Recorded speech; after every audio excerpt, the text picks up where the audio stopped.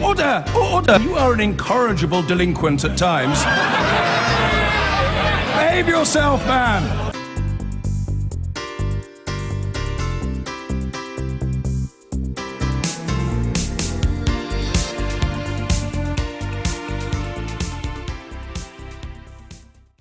Now, the Canadian Trade Minister and the President of the European Parliament say they hope a trade deal can still be signed, but the impasse after years of negotiations is a blow for both sides and has big implications, of course, for Britain. Joining me in the studio, the former Attorney General, Dominic Grieve, Ali Renison, who heads up Europe and Trade Policy for the business lobby group, the Institute of Directors, and Dr. Gerard Lyons, the co-chair of Economists for Brexit and Chief Economic Advisor at Policy Exchange. What a lot of titles you've all got. Very good to see you all. Now, I'm talking, of course, let's start with you, Dominic Greaves, talking, of course, about the CETA, the Canadian trade deal with the European Union that seems to have been kiboshed by the Walloons in Belgium. How do you read this? Does it augur badly for Britain's negotiations with the European Union? It's obviously bad news because it's in Britain's interest that this agreement should be concluded while we're still in the European Union. My feeling is that it probably will get concluded. There have been examples of this type of obstruction at the last minute before. I think in part it reflects some of the dysfunctional way in which the EU carries out its processes. But it is clearly a desirable agreement. Now, so far as the United Kingdom's future is concerned, when we leave the European Union, we're going to have to renegotiate 53 existing agreements, I think it's right in saying, which we currently have with third countries. And we will also have to negotiate new agreements with lots of other countries like Canada or the United States.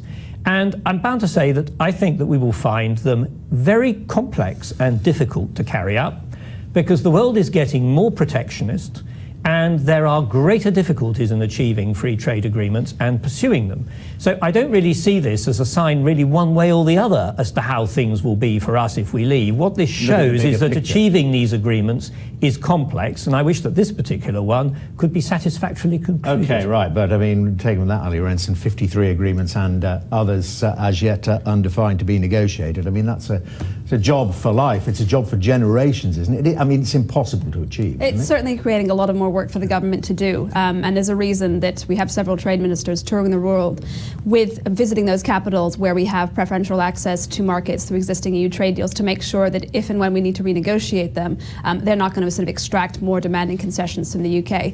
But coming back to your question, I think people are jumping on this, and I have to say that CETA is not dead. One of the problems I think that the EU and the Canadians set for themselves was this artificial deadline for signing.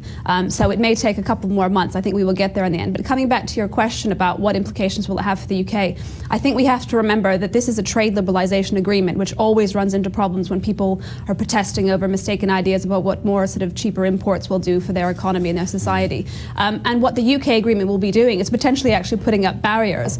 So I think that anything that reduces UK access to the EU market, and indeed I think by that point people will be so ready for the agreement to be done and dusted that I don't think we'll necessarily see the exact same thing happening. Okay, Gerard Lyons, your take on the first point then. Does it make it more difficult potentially in the future for the UK to negotiate with the EU, just that lengthy and complex ratification process? Well, just to put it in perspective, the EU may have 53 or 57 trade deals, but they're with 1/10 of the world economy by economic size. So they're with lots of small... Still worth having. Yeah, but they're with small economies. Also, we know from our experience, our bitter experience, that the EU is not only bad and slow at trade deals, British demands were only one of 28, and our demands were often at the back of the queue because we're a service sector economy. Now, outside, there are two lessons. First and foremost, in life, you can only control what you can control yourself. If we have to rely on a complex deal with the EU, it's going to be bogged down by special interests, protectionism, and the different political groups across Europe.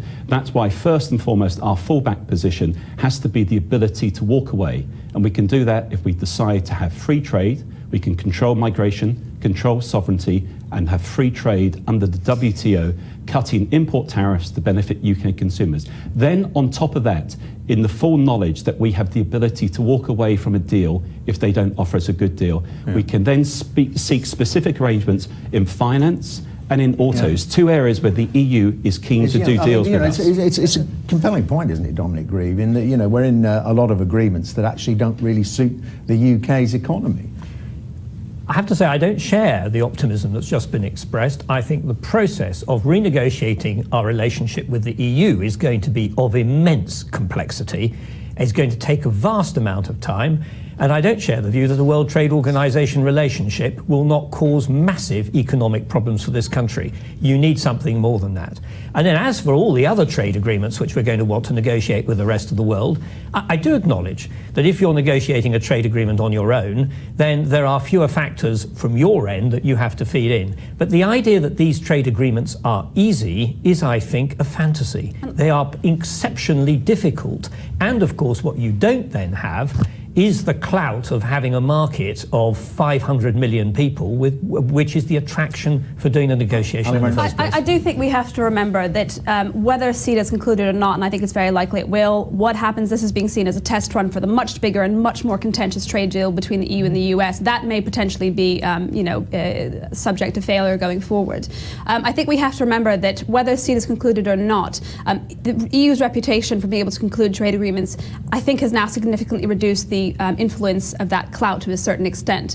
Having said that, coming back to the WTO arrangements, I think we have to remember that what the WTO, if we fall back on terms that I don't think we actually know what terms we necessarily fall back on, that doesn't provide for any agreement around labour mobility. That's one of the most important things. I mean, we talk about what are the non-tariff barriers for UK services. It's movement of people, and we need to make sure that that's the agreement that we broker with the EU. I mean, is there a perfect solution to this?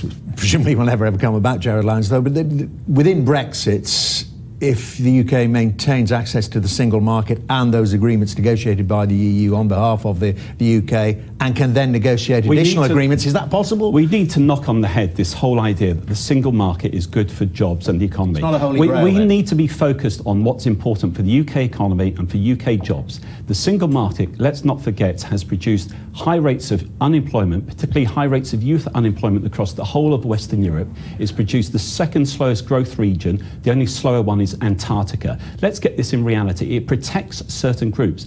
This whole idea about trade deals is it's protectionist. Now, we do need to have a sense of reality, and Dominic's touched on that as well. We need to accept that, first and foremost, if we're outside and want sovereignty and migration, we have to be outside the single market. That means free trade. But then second, coming back to your question, yeah, we then do need to accept that there are certain sectors in the UK who want the similar protection. Including the sector that puts bread on your table, presumably. I mean, the financial sector. But the financial sector is now global. We have to remember that. There is no competitive financial sector in Western Europe. We have to accept that certain businesses do have business models with passporting. But the reality is, when you talk to people in the cities, that one size does not fit all. And we have to recognise that while we want a good relationship with the rest of Europe, our competition is with New York, Singapore. So it is complex, but we do need to have a sense of reality. Economics needs to be driving this as much as the politics. Okay, I know you want to come in, and this all sounds fine. Access to the single market has been critical for the United Kingdom's economic survival, I would put it, in the last 7 to 8 years. It really has, because it has access to it, but not membership of the single market. But the question is, how do you have access to the single market unless you accept some of the single market's rules? Well, you're making it clear. You've got to have free movement. So this is why I think we do need this debate, because quite frankly, otherwise what we risk doing is we're going to squeeze off all the inward investment into this country, which is the one reason why the economy has continued growing in the way it has.